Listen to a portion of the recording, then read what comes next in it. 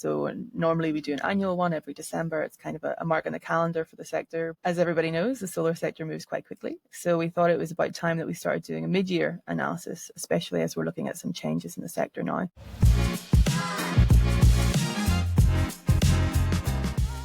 Bethany, welcome to the show. Hi, Peter. Thanks so much for having me. It's an absolute pleasure. I've been looking forward to having you and SolarPower Europe on the show for a long time. You know, it's very valuable what you guys do, the work you guys put up, and also most importantly, the reports that you have present every quarter, every year for the broader solar industry as a whole. And speaking of the report, you know, why don't we dive right into what came out last week? I was hoping for a little bit more optimistic or positive numbers, but at least we know where we stand. Yeah, and thanks for your kind words there on our report and on our work. As you mentioned, last week we came out with was actually our first ever mid-year EU market outlook for solar power. So normally we do an annual one every December. It's kind of a mark on the calendar for the sector. As everybody knows, the solar sector moves quite quickly. So we thought it was about time that we started doing a mid-year analysis, especially as we're looking at some changes in the sector now. And what we've seen and what we found last week is the boom years of the early 20s are probably coming to an end. You know, we had 3-4 years there of 40% at least year-on-year growth. Really remarkable numbers, going from 20 gigawatts to 40 gigawatts to 60 gigawatts. And then 2024, we knew that we were already stalling a little bit. So we only had 4% growth from 2023 into 2024. And now we're kind of looking at what 2025 will bring. We basically forecasted that we'll see the first ever decrease in annual growth. We're set to negative growth. I think is an interesting phrase because obviously it's an oxymoron. How can you grow negatively? But it means that we'll install less in 2025 than we did in 2024. And that's the first time that we've had that trajectory in a decade. Basically, the last time that we installed less than the year prior was 2015. So that's obviously different. As you say, we're probably looking for some more positive news, and we've really enjoyed the positive news of the last 3, 4, 5 years. But that's changing now, and I think it's a mark of maturity for the sector that we're at this level. It's challenges that we got to overcome there. It's now less about getting people to consider solar as mainstream and more about tackling the real world barriers there, increasing negative Rs and for energy storage, and seeing what we can do there. So that's from the report we saw that the energy crisis and the waning impacts of the energy crisis have kind of led to this drop in regard to residential rooftop solar. So that's probably the area of decline.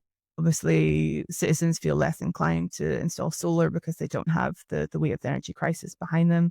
Also, because there's no energy crisis or see the impact so much, governments have changed or withdrawn support schemes. We've also revised on the forecast this year. The PPA, the power purchase agreement market on the corporate side has started to waver a little bit, and kind of a big drop in agreements signed between Q1 and Q2 this year. Utility stays resilient. So now it's about optimizing solar this year and getting out some solutions that maybe we don't have minus 1% growth this year, that maybe we can still grow a bit more this year. Makes sense. And yeah, I actually read the report briefly. Just to reiterate, so we're actually not going to install less solar, or actually we are not going to install negative solar, but we will install somewhere in the region of 62 gigawatts, I think was the new number that's forecasted. And last year we did 65. Exactly. That's positive. Yeah, we're not taking away solar from the grids, but it's just we're installing less. Yeah. Hopefully nobody's uninstalling, but it's good to make that clear. And of course, as you mentioned, the residential market is typically the one that's most dependent on subsidies and pressures, and also basically they are the most price sensitive as well, right? And as soon as we slide a little bit more into the CNI and the utility scale side, of course, they are still going strong. And as I saw on the report, the CNI proportion is actually going to be a little bit more compared to last year. So basically CNI and the utility scale is eating away a little bit from the residential market share. And one key point that I'm actually getting from everybody on this podcast, and as you can appreciate, we are primarily a business podcast, and everybody is talking about the same thing. So until last year or mid last year, it was enough for us to talk about installing interesting solar projects, installing as much as possible and maybe connecting it to the grid. But this year is really, we need to look at the system a little bit more holistically as a whole end-to-end energy solution. So we need to look at a little bit more on storage, which will help us balancing the grid and much more as well. But on the second hand, also we are looking into the example of Portugal and Spain, the big blackout, and also how we could make our grids a little bit more resilient. So what's your take on that? I mean, heartedly agree. Actually, so Solar Power Europe, we celebrated our 40th birthday in spring. Kind of as mark of that celebration, we tweaked our branding, our mission a little bit. So now we are an association not only for solar PV, but for solar flexibility and storage. That's our new tagline. As part of that, we've also launched the Battery Storage Europe platform, basically in recognition of that need that you're acknowledging. Here's it was really, let's get our head around solar, let's, mainstream it. People need to consider it as a viable part of the energy system. And I think we've done our job there. Now it's by making that sustainable and all about batteries at the end of the day. And energy storage. So now, we've done a lot of work in the last years on the advocacy front here in Brussels, set up good frameworks for solar, but now it's also about really setting up those frameworks for solar plus storage. Thing that we're asking for a lot at scale is the end of double charging for batteries. So the idea that, project owners are charged twice, when they take load excess energy from the grid, and then they're charged when they put it back out when the grid needs it. It's so counterproductive. We have energy systems that are crying out for flexibility. Battery service providers are, okay, here you go, here's your flexibility. Rather than be rewarded for it, they're penalized for it. So I think that's one quite concrete and probably the simplest way to explain that the framework is not where we need it to be for battery storage yet, and that's what we hope to do with new strategic direction and our new Battery Storage Europe platform. Yeah, I mean that's a very valid point, and I actually just spoken to on the podcast with a good friend of mine, James from Orchestra, and what they actually do is he gave me a quick mini MBA on how to install storage and how it could be used, and he's had a great analogy of storage should actually be thought about as more of a Swiss knife than a sushi knife. So basically, it's not just about, I store the energy, but it really needs to come from both the project owner and the project operator of how I would want to have this battery operate. So we need to be able to configure it the right way. For example, if we have excess in the grid, of course, we can stabilize the grid with it as well. But in the case of Germany, for example, where most projects make money on the sale of the energy side as well, is the shoulders, right? Because if you offload your production into the grid at midday, of course, you're going to be penalized for it.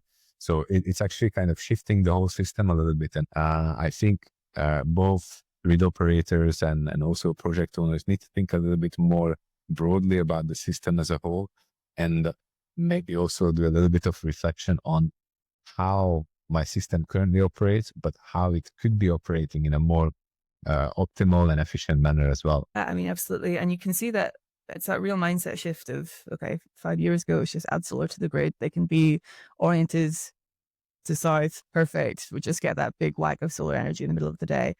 It's just not really how you can think about it anymore. Say, we got to push out the shoulders and got to flatten that peak.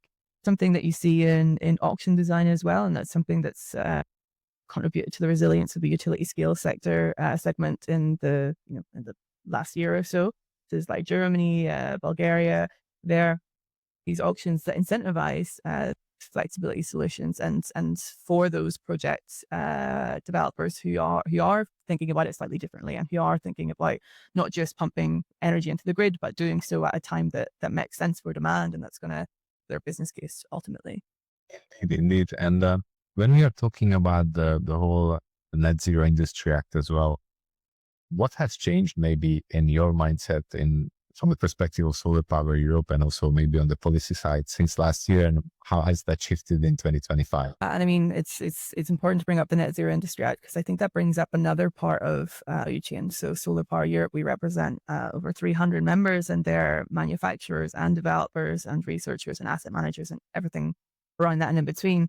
And so the story of manufacturers is absolutely one that we have to be thinking about. And that's why the Net Zero Industry Act should be playing such an important role. I think we need to think a little bit about the context of where the Net Zero Industry Act was coming from. So, March 23, um, historically, the EU's not been incredible at industrial strategy, alone, kind of sector specific industrial strategy. So it was already remarkable that they would come out with this Net Zero Industry Act in March 2023 and say, okay, we've heard your cries. We know that solar manufacturers are facing difficulties in Europe. We know that we're going to be relying on renewables and we need to manufacture some of that in Europe. Okay, we get the Net Zero Industry Act. That's a pretty solid step. We're at the stage where they developed it in a year. They went through the entire legislative process, which, if you're familiar with Brussels, is also pretty remarkable. So that also shows kind of rest and prioritization on the topic. Now we're at the stage where we're getting the final kind of implementing rules and the technical bits and pieces. I think it really has the potential to change the game, because it essentially carves up a part of the market for domestic manufacturers and for manufacturers that are going to help diversify the supply chain, because we know it's over concentrated, right? That's pretty important, and I think it's the balance of I don't want a thing that's going to slow down deployment. You see that we're already facing a bit of issues here. So manufacturers first and foremost need a market in which to sell their products. So we need to make sure that that's there. And the Net Zero Industry Act takes quite a sustainable approach, because it says, okay, here's gigawatts of and that is going to be pretty heavily pointed towards EU production. So have the part, and that's that's auctions. Then you think about public procurement. That's much almost entirely can be EU domestic product. Means so if you're gonna, and then if you look at that in parallel with the EU solar standard, which means rooftop standard, which means that public buildings have to have solar on them. That means that hospitals, municipality buildings, public buildings in general, that all needs to have solar on it by and large, and solar by and large will be European made. So I think that creates quite a credible offtake pipeline, and now we just need to kind of see that fall into place at national level. It's quite promising, and I think it's been certainly a tough few years for European solar manufacturers, and maybe this is a case of the tides turning. And if I understood it correctly from the market, then basically this act is actually giving the power to the local governments to pick it up and basically to try to come up with strategies on how to manufacture in that particular country. Have you actually seen any interesting use cases, any interesting pilot projects that have scaled already? It's more about getting the offtake rather than this. I think the most useful part of it is probably creating the offtake rather than creating a battery itself. So in Austria, for example, they'll have auctions for energy, and you will have reward points for made in EU solar. So if you're using a European solar manufacturer, you're more likely to win the tender. So you use a European solar manufacturer, they have offtake, they can investment support there. It'll be interesting to see how that tender plays out. It's the kind of print that sets for other European countries.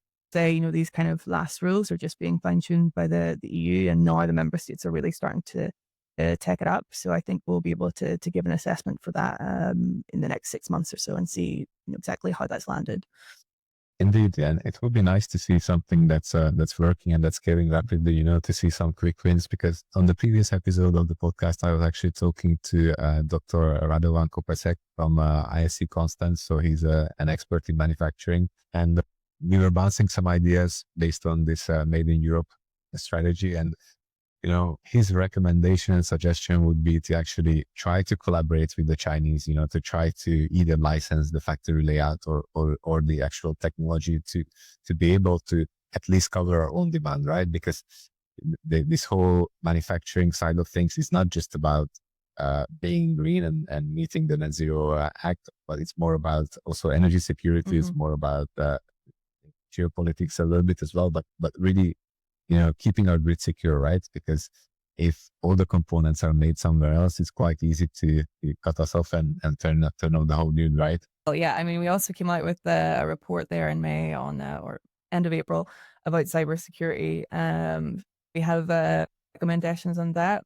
It's more on from our point of view, it's got sort of two recommendations, which is namely some sector specific regulation on cybersecurity. So we are digitalizing our energy system in general because it's good for the consumer. We got efficiency gains and lower costs. That's where we start off. So and it follows that there needs to be regulation with that in mind. Solar, which is pretty digitalized, and increasingly so with inverters are connected to the internet. Some rules there. I want to work with policymakers to set those rules and then get that route to compliance. That's going to be better for everyone. Those rules, and one thing that we're recommending is the control of. I take a step back because the security risks, slightly less to do with utility scale, have inbuilt critical infrastructure rules that they kind of have to follow. They'll look at gated rooftop abilities because there's not really any legislation that covers that. So you could have a virtual power plant of how many houses. If you can get that to 3 gigawatts, then that's pretty heavy impact on the grid if it's compromised. But there's not really any rules that apply to that at the minute. Well, one thing that we say is that the remote access of those kind of virtual power plants and the aggregated rooftop solar capacity, I think that remote access should stay in EU. Shouldn't be able to control that sort of capacity from outside the EU. And, you can get into equivalent jurisdictions, a bit like the EU does with data protection. So, the EU says that the UK has equivalent data protection rules, so they can have free flow of data. The EU will say that the UK has equivalent action rules. So, you could control a virtual power plant from London, for example, and explore that. But that's a basis that we think is sensible. One point on kind of security, and it's interesting to talk about seeing and previous guests suggesting, maybe we could license from the Chinese and make it operate in Europe, and that's probably quite a viable. But we also have sort of expertise in Europe. We can't forget it's the birthplace of solar. Actually look at it the other way as well. Don't we since some PNIP and expertise to EU partner countries? EU has a global gateway initiative that's billions and billions of euros to work with our countries and regions to help them their sustainability and economic goals. That is manufacturing. Some of that is renewable manufacturing. So, let's pair up some European solar manufacturers with, manufacturers in Nigeria, wherever it might be. Say, hey, look, we can partner here. You're going to get the benefit of European expertise and, the legacy of decades of research and innovation. And, the European manufacturer gets the benefit of the licensing agreement, and of support from the Global Gateway Initiative. So I think there's a few things to play with there. I mean, a little bit of a different solution, different approaches to the same problem, but it's always good to think a little bit outside of the box. And for those of the listeners who don't know, can you please summarize for us the Global Gateway Initiative? What does it cover? What are the main points or topics that it entails? I mean, it's a bit like it's quite like the Road Initiative. I'm familiar with that. Basically, it's something like 600 billion euros from now until 2030 for support partner countries. So they have agreements with sub-Saharan nations, nations in the Pacific, Asia. It's really about getting EU funds and expertise to support them in meeting their goals in line with EU environmental and sustainability and trade links. So massive international fund basically to support these economies, and also looking for expertise in how to develop emerging sectors, one of which is cable manufacturing. That's and it's something we're already seeing of the International Solar Manufacturing Initiative, SolarPower Europe, where we work particularly with the production equipment manufacturers, which is a bit of a meta concept. People who make the things that make the things. People who basically essentially manufacture the robots or whatever tool that's creating the final good. Exactly. We have a lot of that expertise in Europe. We still have, a number of companies who are very active in Europe on that and looking for new revenue streams. One thing they can do is license their IP to production lines in other countries. So that some possible countries for that are Nigeria or India. and then benefit from some support from the Global Gateway Initiative, and the local partner obviously gets the expertise, the insights, the real startup information, and the European manufacturer gets support from the Global Gateway Initiative and the financial benefit that comes with that. See some promising things there, and maybe that's something that we will be announcing in months. It's interesting, and especially to work with countries like India, who are really putting renewables on top of their agenda, and and they're also scaling renewables at a massive rate as well. It's quite an interesting approach to collaborate with them, and hopefully have some win-win type of collaborations between the two countries or countries and continents or something like that. Yeah, exactly. So hopefully we can achieve some quick wins from that. And on the other hand, if we segue a little bit into the European market, we've seen quite a lot of shift in the last few years, basically also from Western Europe to Eastern Europe. And we see countries such as Romania or Bulgaria having massive pipelines right now. Where do you see that heading? Like, do you think we will still continue trying to explore new, essentially uninstalled lands or uninstalled markets within the EU, and if you could put substantial gigawatts in those countries? I mean, I think their pipelines are quite large in some respects, and I know that I think Romania will be host to some of the largest solar parks in Europe once they're complete, I think in the next year or so. It remains an issue. At this stage, it's probably more about grid connection, curtailment, and a stable regulatory framework. We had the instance last year, even in the months, where there was going to be retroactive measures on some maybe 2 gigawatts of capacity in the country that had been installed 10 years ago, and basically the government said that they weren't gonna kind of pay the CFD anymore, negative hours and things like that. That is obviously massively chilling for investors to know that the game can just be changed in 10 years' time if you've signed a contract for 20 years or whatever. I think that the expansion in markets is still quite promising. They have plenty of land. They have some of the highest it'll be really for the regulatory framework, make sure that they can access the grid, and that when they access the grid, their remuneration is going to be viable over the next years and decades. That decision was repealed in Czechia, so already you can see that maybe there's a bit of rumblings, but they realize that that's not the way forward, and that they want it to be a solid market for investors.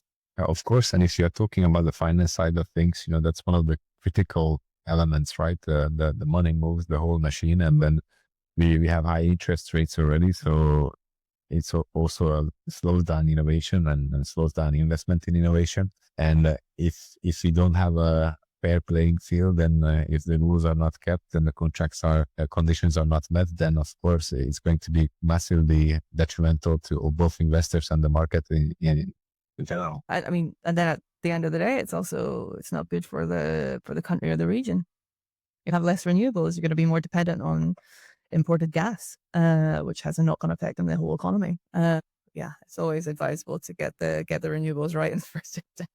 It's also, of course, it's a little bit easier said than done, but of course, meeting the conditions in your contract is a good start to go from. Okay. And we talked a little bit more about markets. What's your take on AgriPV? I mean, it's something that's being kept mentioned every single month and more often. If you look at the example of Italy, it's quite tricky to install any more large scale ground mount, but you can still install AgriPV. What is the outlook or your feel on this? I think it's kind of it's a sort of quiet revolution, I think, in the sense that if you work in the solar sector, you know about it. But citizens and probably a lot of policymakers who don't work on energy day to day probably don't know about it, and even some of the policymakers who do work on energy don't know about it. But I think it makes sense, and I think in land press areas like can solve their grid issues. PV offers a clear benefit.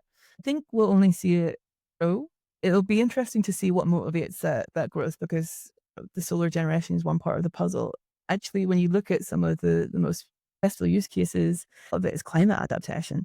In the south of France, particularly for, you've got traditional yards that have been there for hundreds of years that, use very traditional methods, really respect tradition, but now they've installed solar panels because that's going to protect their grapes, extreme heat. I think locality alone will have and crop growers really to AgriPV. It will be in the kind of high value in the first instance, just because I think the financial reward there is probably a bit greater. Things like grapes, things like berries. Yeah, I mean, solar as grazing land has potential. So about the land use categorization, if you have fallow land, but you're using reversible solar panels that can help regenerate the soil with the biodiversity practices around it, then there's an argument to be made there that that's perfectly plausible and should work in most markets. Yeah, I mean, I think it's really the future in many regards, and I think that we'll probably get to a point in 50, 100 years where a lot of farms will just have solar inbuilt to their farming practices, because it is the energy generation is a big part of it. But yeah, it comes with water management, it comes with sunlight management, and it's very useful. So I think if you can get over the traditional thinking and maybe some emotive barriers to the idea of combining solar and agriculture, we're really onto a winner there. And I actually had a guest on the show a few weeks back, Mo Horowitz from Solar Geek, and they actually do work quite a lot with trackers, but they also do some really interesting use cases with AgriPV. And what he explained is that exactly as you mentioned, that the solar panel actually with the tracker can actually protect the crop underneath it. So if you have the right data from the irradiance that the crop needs, they can do something they call anti-tracking. Mm-hmm. So basically they block the sun certain hours a day. So they protect the crop, your yield is better. And of course, as a side effect, you also generate energy.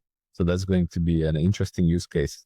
Sometimes are pretty incredible. You can see 40% less evaporation in some markets. You think about that in Spain, Europe, and the Mediterranean, where fresh water is going to be scarcer and scarcer. I mean, 40% water conservation is maybe the difference between your farm making it into to the next year.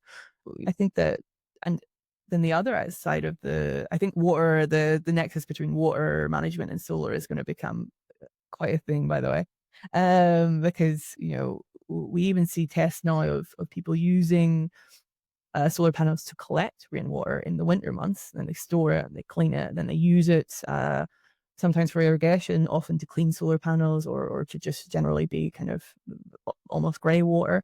As we're looking at EU-wide water strategies. The water policies and water resilience across Europe are proliferating, and I think solar is going to be part of that. It's just so useful.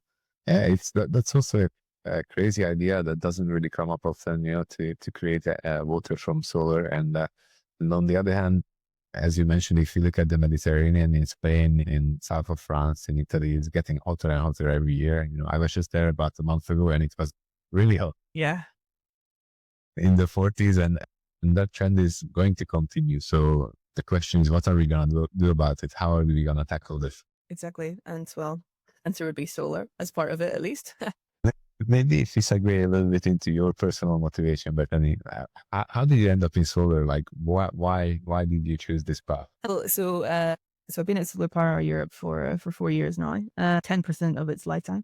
And for this, I was working UK government in Brussels in their press office during Brexit negotiations, so withdrawal negotiations, and then the subsequent trade negotiations.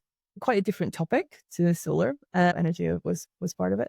As working on Brexit was a very interesting time, and I learned a lot. I worked with some incredible people. I certainly came out of the experience knowing that I really wanted to work on something that's mission and purpose driven, and that I really believed in, and that felt hopeful and good, and a public good, and that would improve the world, basically, which is maybe a bit naive, and everybody kind of says that, but and the opportunity to work at SolarPower Europe came. It also, it came off of Brexit. It's quite an intense time, and I thought, oh, okay, solar is quite a nice technology. It was 2021 at the time. Yeah, it'll be maybe a bit quieter. It was quickly sort of proven wrong on that case. But it's an incredibly rewarding sector to work in, because you know that you're contributing to good things in the world. If the market numbers are a little bit up and down, the trajectory is forward. It's a sector that you can work in, and you can sleep at night. That's quite important. A good friend of mine gave me a similar explanation. So he said that he wants to leave the world a better place for his kids than he got it. So that's already a starting point. My motivation is quite similar to you as well, but at the same time, if you can also generate uh, money with it, then it's even better.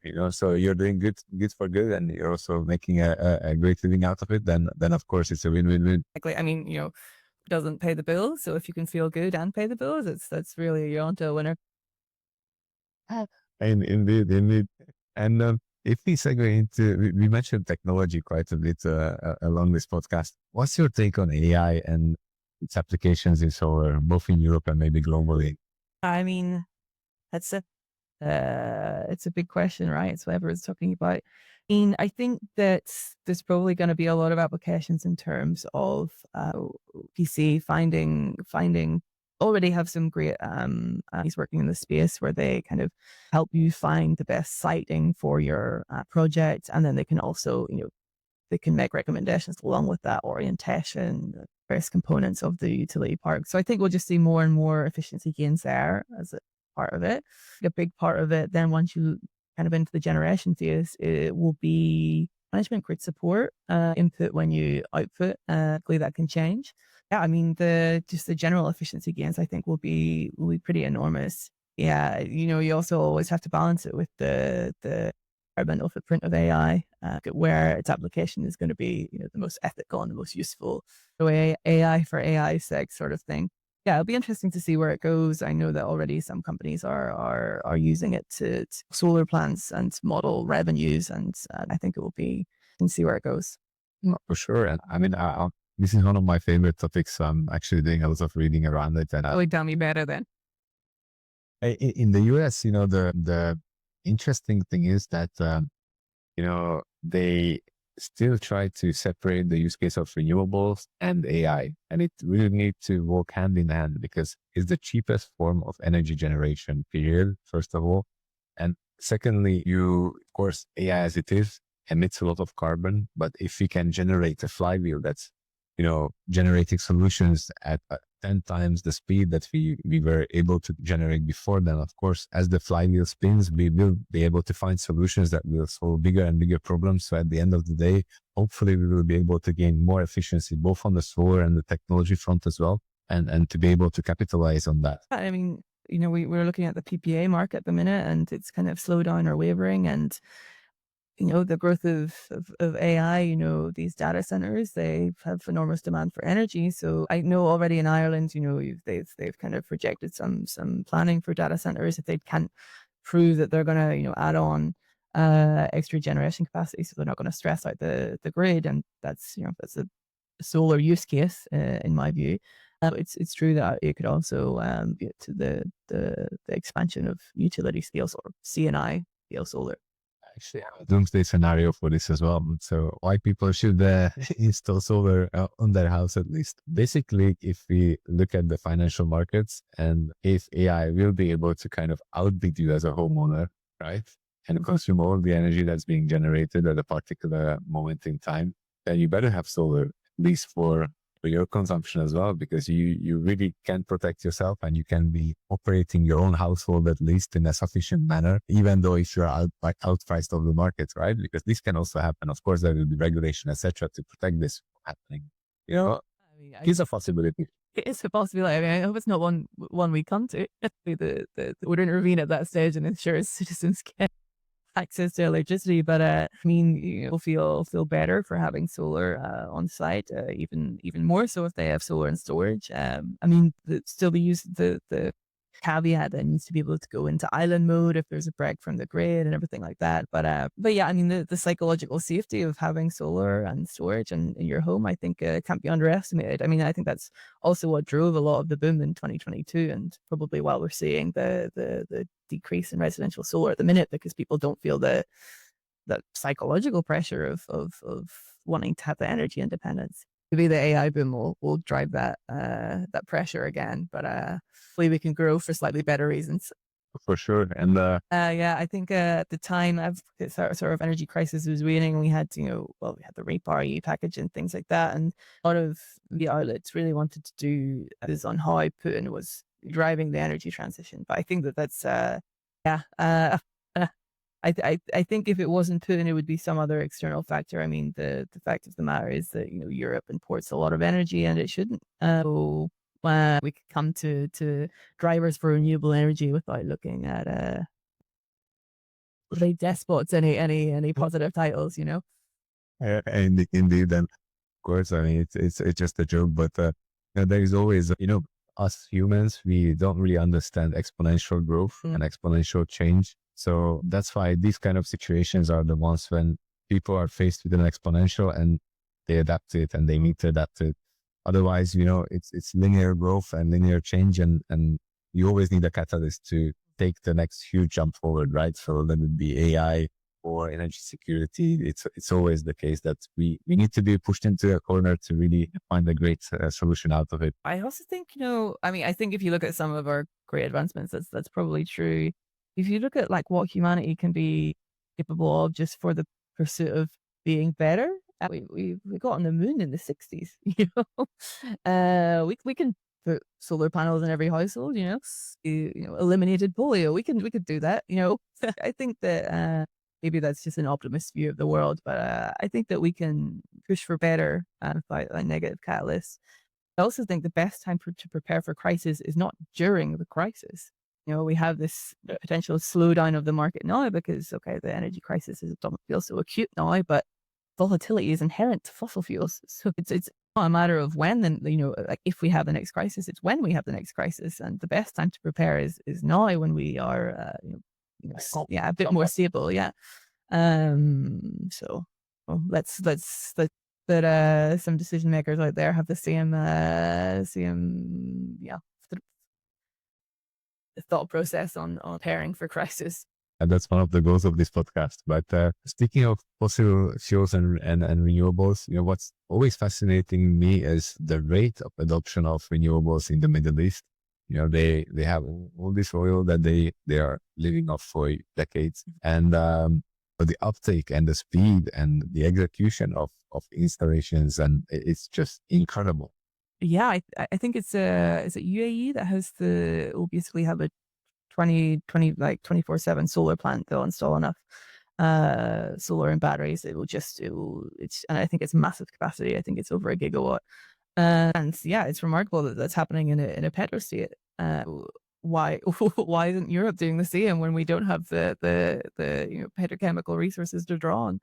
Yeah, I mean, that's a really good question to answer, because what I really see in the Middle East is that they are good at thinking about the future, that they know that the oil is going to run out, and then they try to innovate in every possible direction that they can. And I think there is a pinch of that we should also adopt in Europe, because sometimes, everybody's looking at us like the sleepy old continent that's really, we don't innovate enough. And to a certain extent, it's true. But I think there's still a spark, and there's still some greatness that we can execute on for sure. Yeah, I completely believe in that. I mean, okay, frameworks for innovation and supporting research centers and similar are ideal, but the people are there, the brain power is there, the ideas are there. So it's really just a question of whether we want to unlock it. And I think the answer is yes. So really, then policymakers should just step up and support them. For sure. And what's your take on policy and industry collaboration? Because from my experience in the past, I've been in software and solar for a long time. What I see is that, I wish we had some people in policy who have been working in that particular niche or particular industry, who have some hands-on experience. Mm-hmm. And I think that would really help us a lot to not just, do a top-down approach kind of government, but also to be able to draw from that expertise and to really see and capitalize on the issues and the lessons learned from that particular industry, right? Yeah. I think there are a couple of MEPs actually who come from engineer backgrounds and have even worked in the renewable sector before. It's always great to see because you're already kind of speaking the same language. I think then in lieu of that, it's really where we come in. We like to think we come in. For Europe, we work well with in Americans here in Brussels, so the Commission and the European Parliament and the Council as well. it's funny, in preparation for this podcast, I was going through sort of some milestones and moments in solar's sort of policy making, looking at the EU solar strategy that came in May 22, how much we, looking at that in retrospect, how much solar strategy, so it's a pan-European solar strategy, it's the first of its kind to really boost all aspects of the sector, and how much of that strategy really owed our thinking at the time and echoed, our long-standing asks on setting a rooftop requirement for solar on and public buildings, and making sure that attention was paid to industrial strategy for solar and addressing permitting and setting a target for solar for 2030. We were really listened to. And I think that that's we'll look back in years to come and really note that as a tipping point for the sector. Tree and policy making, it works well. They know that the industry has the expertise. They listen to us. They turn to us of our data, our insights, and that's respected. So we'd always like them to listen to us a bit more, but they are listening to other stakeholders at the same time, so we can respect that process as well. You look at the Net Zero Industry Act. We already discussed it, but that really came out of conversations that we were for alongside colleagues in other renewable sectors. So I think that in Europe, they've been European level, they've been quite receptive to the industry voice, simply because the industry offers a solution to a lot of the problems they face. 20 times they were pre-2020 and looking at the EU Green Deal, they're looking at a decarbonisation drive. Solar's there, we're your solution, here's how we're going to help you. And it was, response to the Russian invasion of Ukraine and energy independence. We can roll out solar faster than any other energy technology. We're going to save you 59 billion in gas and coal imports in 5 years. Now it's a competitiveness drive, and Europe's going, God, we really need cheaper electricity. And we're like, well, great, we're the cheapest electricity source to ever exist. I think solar and policy making stakeholders here in Brussels, we work well together because solar is kind of a no-brainer. We offer the solutions they're asking for. Yeah, of course. And it's good to hear the positive experiences as well. And also I can only a salute to you guys at SolarPower Europe. You guys are doing really a great job at pushing for the industry and with the industry for the right solutions and the right direction of policy, because that's extremely important. It's good to have a kind of neutral third party having those discussions, because sometimes in the solar industry, we cannot even agree between each other, right? That's but diversity of ideas brings the best in us, I think. So that's I don't look at that as a silver lining too much of a challenge, but yeah, we really ourselves in our role as kind of mediators, a forum to bring together ideas and arrive to the best path forward for the sector. For sure, and you guys are doing a great job. And on that note, is there any particular book that you would recommend that really shaped your professional journey, both in solar or in general? I read a lot of communications books. There's a book by Say It Well. It's called Say It Well. It's by I'll mispronounce his name, but I think it's Sizblat, the former speechwriter for Obama. He writes a lot about communications is always like a little bit of psychology as well, understanding people's motivations and how to reach them and how to offer them what they need. I think that's quite useful for in my work in the communications department at SolarPower Europe. It's more cross-cutting policy making, but the underlying principles are the same. You can meet people's needs, they'll be persuaded in what you had to offer, and I think taking that approach has been quite helpful in the communication strategy at SolarPower Europe. Thank you. I'll link to that in the show notes for sure.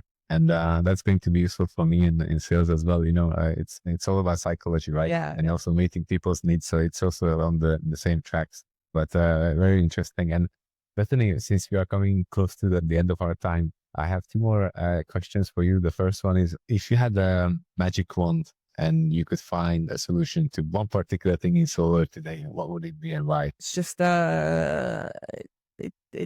it be quick and beneficial to get out as many batteries as possible. That's a big ask, but it's doable. Well, if I've got a magic wand, then we don't have a magic wand. We'll at least try it. We'll do that through the Battery Storage Europe platform anyway. For sure. And is that going to be a separate initiative? So is it going to be a separate website, separate team, or is it going to be under the umbrella of Well, Power? it's still under the umbrella of SolarPower Europe, but SolarPower Europe has a number of work streams.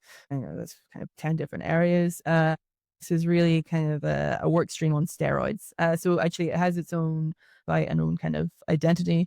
We choose now so important to the rollout of solar. It is no longer the rollout of solar; it is the rollout of solar and storage. So invite people to check out that website, get in touch if they're interested in joining. Because I think we're about to do some really exciting stuff with them. Very cool. And I will link to all of those in the show notes for sure. And Bethany, last question. What would be the right way to reach out to both you and SolarPower Europe? If somebody has an ask, somebody has a suggestion, what would be the right way to get in touch? I mean, we've got a great suite of social media channels. So that's the first place you want to check out if you want to keep up to date with what we're doing. We've got a great newsletter at SolarPower Europe, and you can subscribe to that on our website.